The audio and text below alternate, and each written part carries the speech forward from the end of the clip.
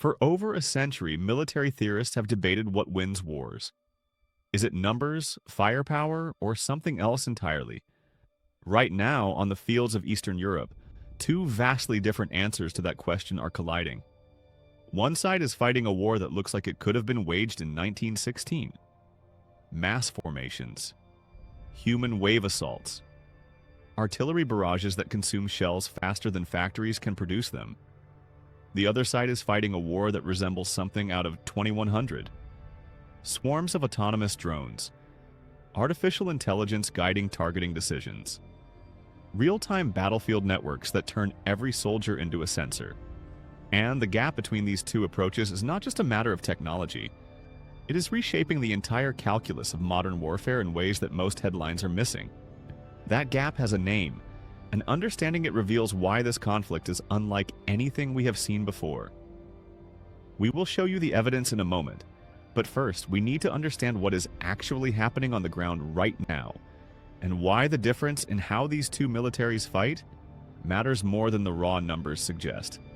By the end of this video, you will know what is confirmed about these contrasting approaches, what remains claimed but unverified, and what to watch for in the coming weeks as this technological and doctrinal divide continues to widen. This is not about picking sides. This is about understanding the mechanics of how modern war is actually fought when two fundamentally different philosophies meet on the same battlefield. So what is happening right now? According to assessments from the Institute for the Study of War and multiple open-source intelligence analysts, Russian forces continue to conduct offensive operations across multiple sectors of the front. These operations reportedly rely on tactics that prioritize mass over precision. Large formations of infantry, often supported by artillery but sometimes advancing with minimal vehicular support, are being sent forward in what military analysts describe as attritional assaults. The goal, according to public reporting, is not necessarily to achieve rapid breakthrough but to grind down defensive positions through sustained pressure and overwhelming numbers. Ukrainian forces, by contrast, are assessed to be employing what defense analysts call a network-centric approach. This means integrating drones, electronic warfare systems, and precision munitions and real-time intelligence into a coordinated web that allows smaller units to strike with disproportionate effect. We will explore the mechanics of both approaches in detail, but here is what most coverage misses. The difference is not just about drones versus artillery. It is about two entirely different theories of how to win a war, and those theories come with hidden trade-offs that neither side can escape.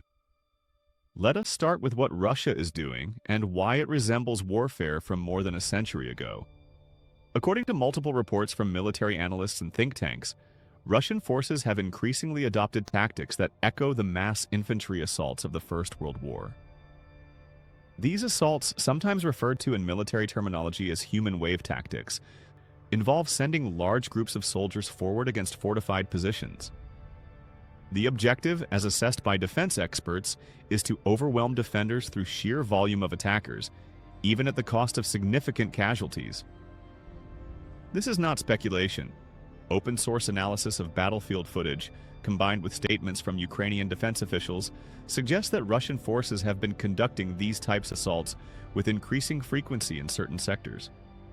Why would any military choose this approach in an era of precision weapons and advanced surveillance? The answer lies in what military theorists call the logic of attrition. If one side has a larger pool of personnel, and if that side is willing to accept higher casualty rates, then trading losses at an unfavorable ratio can still make strategic sense, provided the absolute numbers favor the attacker. This is the calculus that defined much of the fighting on the Western Front during World War I. Gains were measured in meters. Casualties were measured in tens of thousands. Victory went not to the most innovative, but to the side that could sustain losses the longest. But there is a critical difference between 1916 and today. In 1916, surveillance was limited. Artillery spotting relied on observers with binoculars or rudimentary aerial reconnaissance. Defensive positions could be hidden. Troop movements could be concealed by fog or darkness. Today, that is no longer true. And this is where the hidden cost of mass tactics becomes apparent. Every concentration of troops, every staging area, every logistical convoy becomes visible. Satellites pass overhead. Reconnaissance drones loiter at altitudes where they cannot be heard. Thermal imaging sees through darkness, and once something is seen, it can be targeted. According to publicly available information from Ukrainian defense sources, Russian forces assembling for assaults are frequently detected and engaged before they even reach the line of contact. Artillery strikes, drone-dropped munitions, and precision-guided systems can attrit attacking formations while they are still kilometers away from their objectives. This creates a vicious cycle. The more troops you concentrate, the more vulnerable you become. But if you do not concentrate, you lack the mass needed to overwhelm prepared defenses. Russia appears to be accepting this trade-off, betting that it can sustain the losses faster than Ukraine can replace its precision systems. Whether that bet is correct remains an open question. Now let us talk about how Ukraine is fighting and why it looks nothing like the wars of the past. According to defense analysts and reporting from institutions like the Royal United Services Institute and the Center for Strategic and International Studies, Ukrainian forces have adopted what is known as a network-centric warfare model. This is a term that originated in United States military doctrine in the late 1990s, but it has evolved significantly since then. The core idea is simple. Instead of relying on a few large, expensive platforms like tanks or artillery pieces, you create a distributed network of sensors and shooters. Every drone, every soldier with a radio, every surveillance system becomes a node in a web. When one node detects a target, that information is instantly shared across the network. The closest or most appropriate shooter engages. The cycle repeats. This approach has several advantages. First, it makes your forces harder to target. There is no single command post, no concentrated artillery battery, no massed formation that an enemy can strike to cripple your operations. Second, it allows you to do more with less. A small team with a drone and a precision munition can achieve effects that would have required an entire battalion in previous wars. Third, it accelerates the decision-making cycle. In military theory, this is often described using the OODA loop concept. Observe, orient, decide, act. Whichever side completes this loop faster gains a decisive advantage. But here's what most people do not realize. This approach is not just about technology. It is about culture and training. Network-centric warfare requires a decentralized command. Junior officers and even non-commissioned officers must be empowered to make decisions without waiting for orders from higher headquarters. Soldiers must be trained not just to follow procedures, but to improvise and adapt. Information must flow freely, which means tolerating a degree of chaos and uncertainty that more rigid command structures cannot handle. According to assessments from military experts who have studied Ukrainian operations, this is one area where Ukrainian forces have demonstrated a significant advantage. Reports suggest that Ukrainian units operate with a high degree of autonomy, coordinating through digital communications platforms and making rapid adjustments based on real-time information. This stands in contrast to what is assessed to be a more centralized command culture within Russian forces, where initiative at lower levels is reportedly less encouraged. Let us get specific about what this looks like in practice. One of the most visible manifestations of Ukraine's approach is the widespread use of small, unmanned aerial systems, commonly known as drones. These are not the large, expensive platforms like the American MQ-9 Reaper. Many of the drones being used are commercial quadcopters, modified for military purposes. Some cost less than $1,000. According to open-source reporting and statements from Ukrainian officials, these drones are being used in vast numbers across the front. They serve multiple roles: reconnaissance, target acquisition, direct attack through dropping munitions, electronic warfare, psychological operations. The cumulative effect is that the battlefield has become almost entirely transparent. There's no such thing as a hidden movement anymore. If you move during daylight, you will be seen. If you light a fire at night, thermal cameras will detect it. If you concentrate forces, you will be targeted. Consider how this actually works in operational terms. According to publicly available information from Ukrainian technology companies and defense officials, some drone operations are coordinated through software platforms that allow multiple operators to share a common operating picture. When one drone detects a target, that information appears on the screens of nearby units. Artillery crews, mortar teams, or other drone operators can then engage, depending on who has the best angle or the most appropriate weapon system. The entire process, from detection to engagement, can take less time than it would take to read this paragraph. But here's what makes this even more significant. The drones themselves are evolving.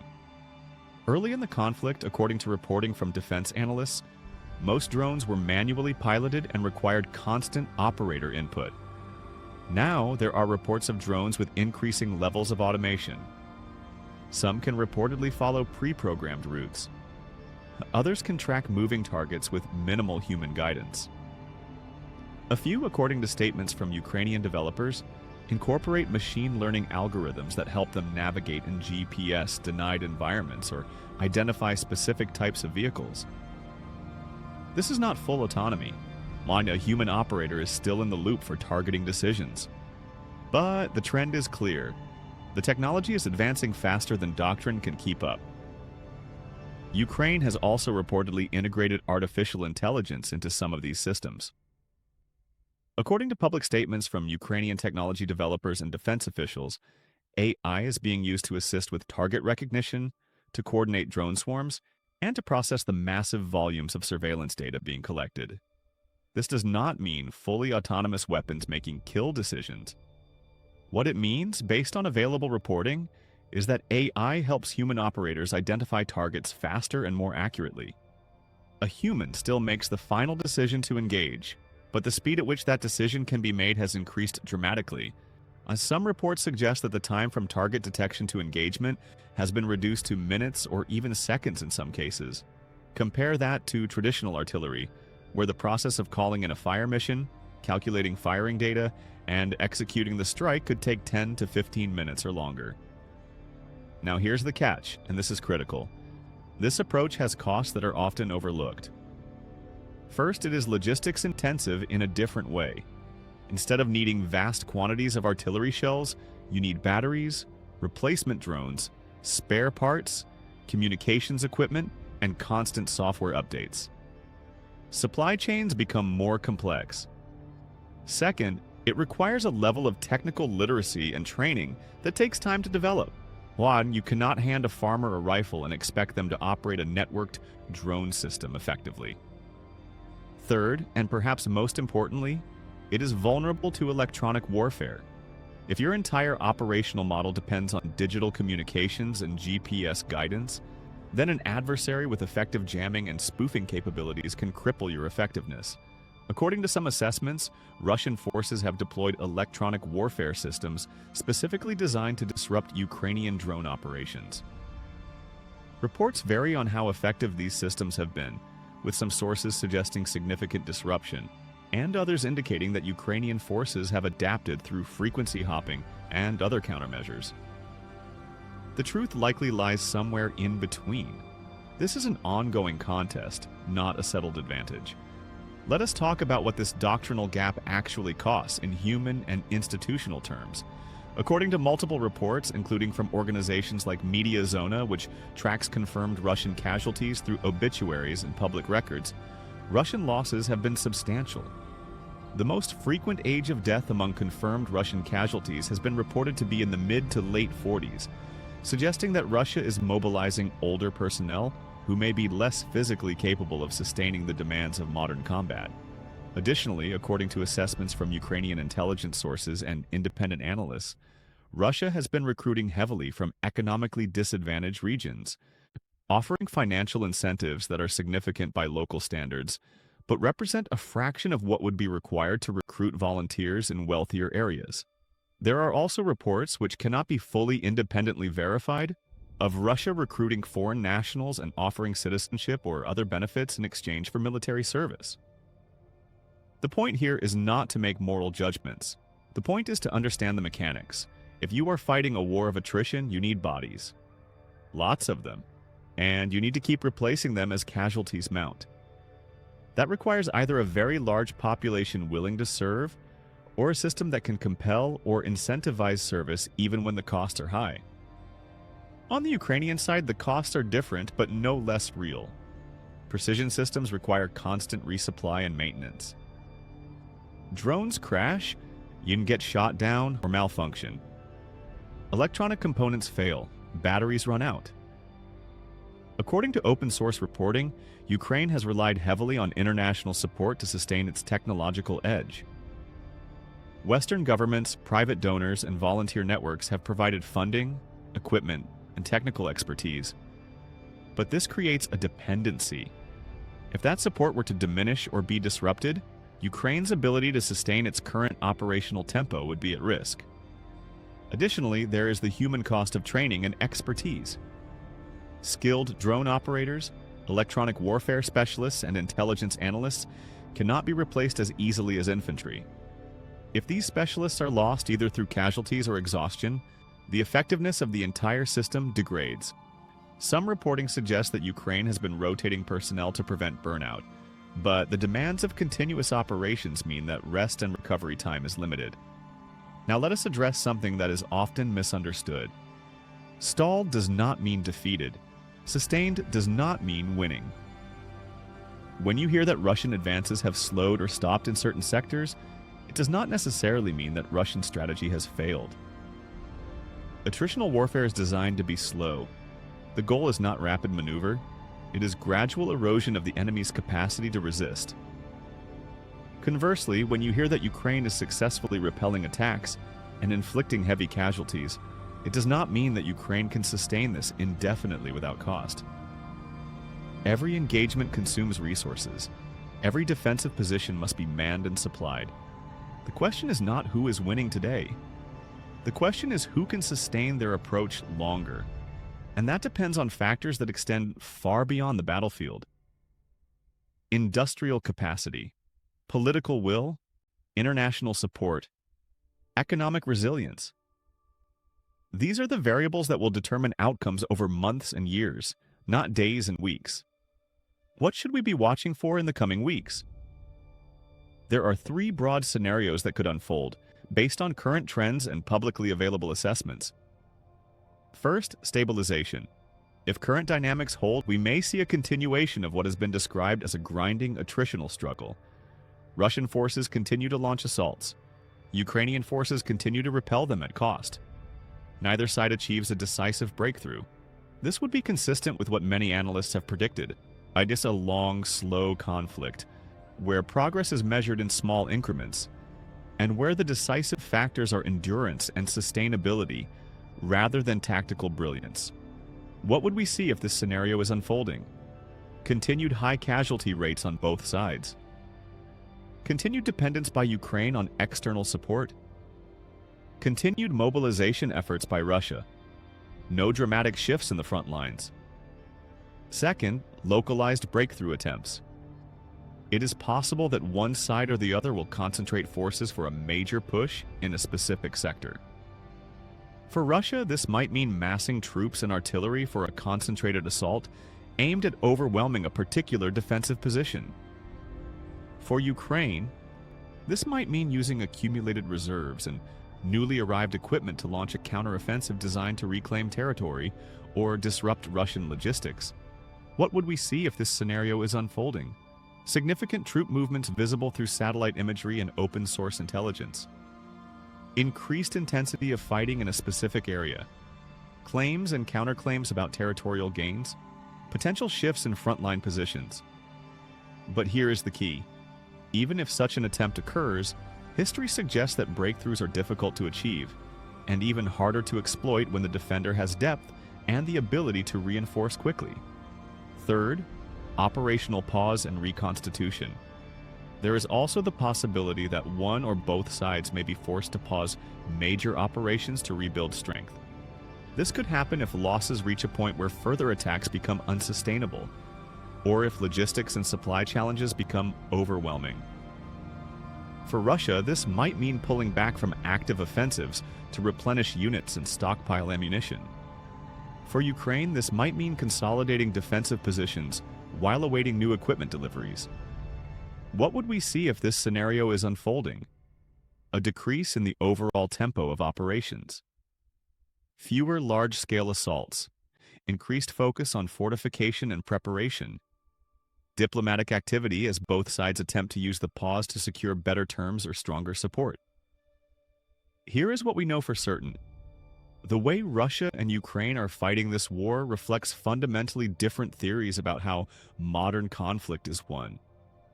Russia appears to be betting on mass, endurance, and the willingness to accept casualties in exchange for incremental gains.